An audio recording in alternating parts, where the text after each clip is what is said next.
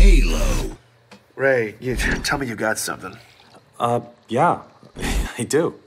Ray Kurzig is a good friend of mine and a completely emotionless robot. I mean that in the best way. As an independent analyst, he's the most efficient and resourceful researcher I know. That's why I'd sicked him on this story a few days earlier. I needed to debunk the claims of Ellie's friend Katrina.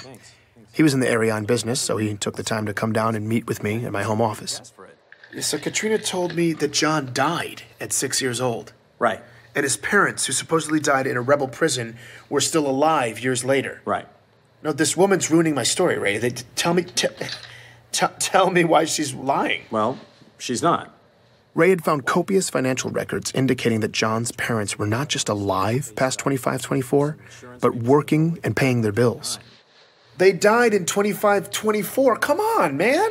Well, sorry. Their employers and a preponderance of local merchants disagree with you. I mean, the central repositories were really thin, but you dig through enough mirrored archives, it all pops up. The records are there. Ray swiped through document after document corroborating this. He even showed me medical insurance claims for a pediatric autoimmune specialist in 2517. Exactly when Katrina said John got sick.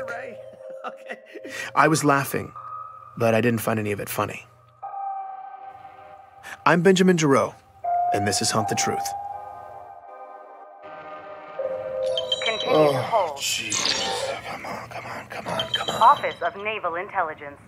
Public Relations. Finally. Hey, Sully. Tell me good things, Ben. It was disconcerting to be talking to the ONI insignia again, but I started positive. The story was going really well. But that little data problem. The death record? It was back. I was hoping Sully would smooth it out for me. Ben, I thought we talked about this. Glassed planets have bad records. No, I know. I just, Glassed it's not planets just the have bad records, Ben. actually. This is colonial journalism listen, Sully, if 101. you could. People are saying... serious with this? People Glassed are saying... planets Listen, do glassed people have bad records? Ben, are you recording right now? Yes. That was my cue to stop recording. The off-the-record conversation was brief. Sully asked me if I wanted to do the next interview.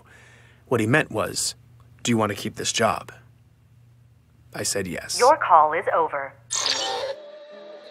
Well, as you can see, I've pretty much permanently stationed myself on this beach. That was my next interview. Jacob Walker, Hope it doesn't retired offend you. Navy. He lives in a beach community way out on Castellaneta. The first thing I noticed about Walker when he answered my call was that he wasn't wearing a shirt, which made us both laugh. He explained that after 28 years of service, as far as he was concerned, it was all R&R all the time. I couldn't argue with that philosophy. He slipped on a T-shirt, and I asked him about the Master Chief. Oh, hell yeah, John. You bet your ass I remember him. Walker's career began 3 decades ago with Naval Force Reconnaissance School at Black Sea. Little did he know boot camp would turn out to be something he'd never forget. Walker was there alongside the young man who would become the Master Chief. The gravity of that was not lost on him. I mean, they pushed us real hard, but John, well, he'd push us even harder, not even trying. You screwed up, you didn't know whether to be more scared of the CO or John. At first, though, Walker was unimpressed. Oh, no, man.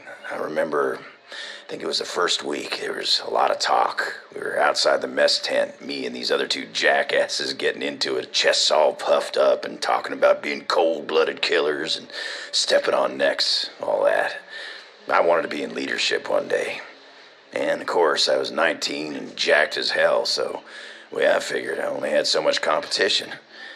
Meanwhile, there's this quiet nobody from nowhere standing on the fringes looking at the horizon. John. Yeah, first I thought he was 20, 21. He was a big dude. Turns out he was only 16. I mean, that kid wasn't even on my radar. Soon, though, Walker says all that machismo fell to the wayside and a real leader emerged in John. Training exercises, whoever finished last got the brunt. I mean, last one in on a 20-mile, you're walking back while we catch a Pelican dropship. And that there's some downright lethal terrain, too.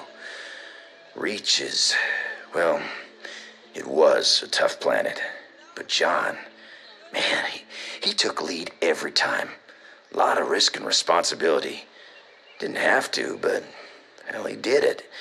And then halfway in, he'd start to hang back, and help the stragglers. You're injured, whatever. He'd be right there helping you out. And then without fail, Walker says, John always made sure he came in the way last he did it, and took though. the punishment. He made us all want to follow his lead. Try harder and help each other. I mean, we're supposed to do that, but nobody ever really wanted to until then. Anyway, we did it. But taking the hit for the group, now that was John's thing. I only challenged him for the honor once. I'd never made that mistake again. Walker's in his early 50s now, but he seemed lit up with the energy of a much younger man. It seemed the will that he and the other recruits had, in a sense, borrowed from John so many years ago, was still inspiring Walker. It was remarkable. He knew John, lived with him for months, yet to him, John still seemed to be an almost mythical character. What he was able to do, getting back on his own like that in the pitch black, no nav equipment, man, he was inhuman. That kid was a monster, all right? They all were. Anthony Petrosky, a retired orbital drop shock trooper I found through Mishak Maradi. Yes, that Mishak Maradi, the truther who's been messaging me for months. And yes, I was pretty desperate for leads. We'll leave it at that. But Petrosky was definitely not on Sully's list of approved sources, so I went off-grid and contacted him through Chatternet. Here he is, talking about his only encounter with John. The kid was a freak. Thanks, Can you be more specific? Yeah, I'd be happy to. You know, me and a bunch of guys were sparring in the gym one day, and there was this young kid there. I mean, I guess you could call him a kid. He was pretty jacked, you know, but his face looked 12, maybe 13. 12 or 13? After enlisting, John didn't even finish boot camp until at least 17. Petrosky had to be wrong about his age, but I let it go. Anyway, I guess he was acting tough when one of the guys asked his name. He told him, but he kind of, you know, gave him attitude, right? So people start mouthing off. Next thing I know, CPO orders the kid and 4 of the guys into the ring because they were supposed to fight him. Hold on, Anthony. Wait, you're telling me that the CPO ordered 4 soldiers to fight a high school kid? No, a 12 or 13-year-old, like I said. Yeah, fine. Either way, the CPO ordered 4 ODSTs to fight a kid. You got it all wrong, okay? Because those 4 ODSTs were like lambs to the slaughter. What, John outfought them? No. It was way worse. As he tells it, the ODSTs did as they were ordered. Get all ready, right? They get squared up. They surrounded John, and one of them swung. What happened next, Petrosky says, defied explanation. Because the sound this kid's fist made, it sounded awful. Because they weren't like punches, they were like rapid fire explosions. Okay, I was across the gym, but I heard it. It was sick. Like meaty cracks in a drum roll. It was just like... One of the ODSTs sustained a single body blow that instantly stopped his heart, killing him. Another trooper only took 1 shot from John as well. A punch that caved in the man's face. 2 fatalities, 1 ODST with a cracked pelvis and 1 with a shattered spine. That guy never walked again. No one had to break up the fight. It was over in less than 5 seconds. Wait, he killed them? What he did was impossible. What do you mean impossible? Like how? Like not human, all right? Like he was genetically augmented. So you're telling me that someone had augmented John? Someone had genetically augmented a child? Okay. No? Right. You think I'm lying? I believe Right. that's what you No, sure. honestly think Right. you saw, but... Look, here's the thing, Ben. I don't care if you believe me or not. This makes no difference in my world. I was there and you were somewhere else. So you're going to go write your little military cheerleader article, and I'm going to sit here and drink beer. So good luck. Petrosky left me with a bad taste in my mouth. Now, it's no shocker that Spartans go through a few augmentations and upgrades, but those are fully developed adults. Could a 17-year-old, probably still growing, even survive that kind of procedure? It seemed horribly risky, and what if what Petrosky was saying was true? And John was only 13. Well, that was one hell of an accusation to make, the ethical implications of which were nauseating. I was still thinking about it the next day when Ellie Bloom's name popped up on my call list. I'd let her listen to a rough version of my first episode, and she had feedback for me. I didn't want to risk anyone listening in, so I let the call go, then hit her back on Chatternet. Well, 2 things. Okay. 2 major things. Okay, yeah. That boxing coach, Dion Govender, yeah. He's a liar. Okay. How is he lying? There wasn't any boxing at the high school. How do you know for sure? Because there wasn't any boxing on the entire planet. She'd said they'd outlawed it forever ago, after a kid got injured. Really big deal. Afterwards, there was a long-standing controversy over how youth boxing was illegal, but no one seemed to care about all the grav-ball concussions kids were getting. Regardless, by the turn of the century, she tells me nobody really boxed in Eridanus 2 anymore. She even gut-checks me, telling me to go ahead, ask anybody from the colony. They'd tell me the same thing. And there sure as hell wasn't a league for kids to do it at the high school. That's like saying there was a gun range at the toy store. It just didn't happen. And the other thing, those kidnappings by rebels in Elysium also didn't happen. Hold on. I know that's not true. You're wrong. Okay, the insurrection had a well-documented presence in Elysium. Yeah, they did, politically. They worked to influence local policy.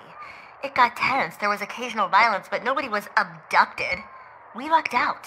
It was peaceful. That's why Elysium was refugee central. So boxing coach, total liar. I needed to verify what she was saying, but I had the gnawing sense she was telling the truth again.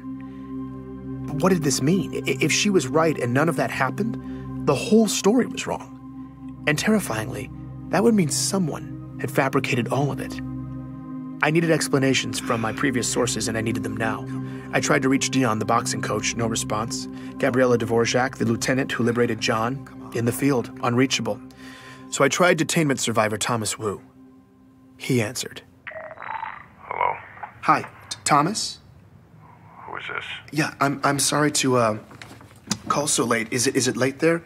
I just need to ask you something really quickly. Okay. I had no idea what I was going to ask. Okay, do you know for absolute certain that Elysium suffered the same fate as your town? Yeah, I told you that. I know, but Thomas, I spoke to people who were in Elysium, and they said that wasn't true. Now, look, I know you went through a lot, but I want to know the truth. Okay.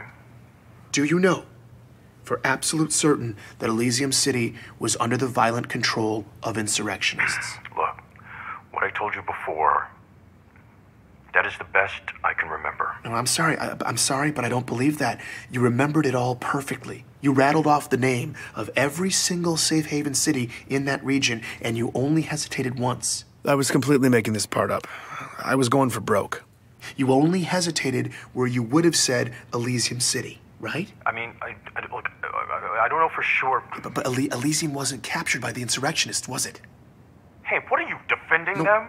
I'm definitely not defending... You know, after what they did, you're going to defend them? They left us locked up for weeks.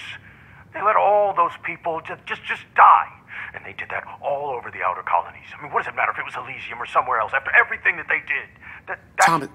Thomas, look, I'm sorry. I'm sorry that I have to bring it up.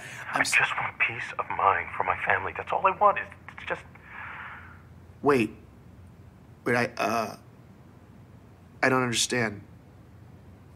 How does lying about insurrectionists in Elysium buy you peace of mind for your family? At that moment, Thomas suddenly seemed to become entirely lucid, and his tone changed completely. I shouldn't be talking to you. Wait, Thomas, hold on. I can't. Leave us alone. I suddenly became lucid myself, with a single awful realization. That entire conversation had just taken place over Waypoint. Anyone could have been listening. Please join me for the next episode of Hunt the Truth.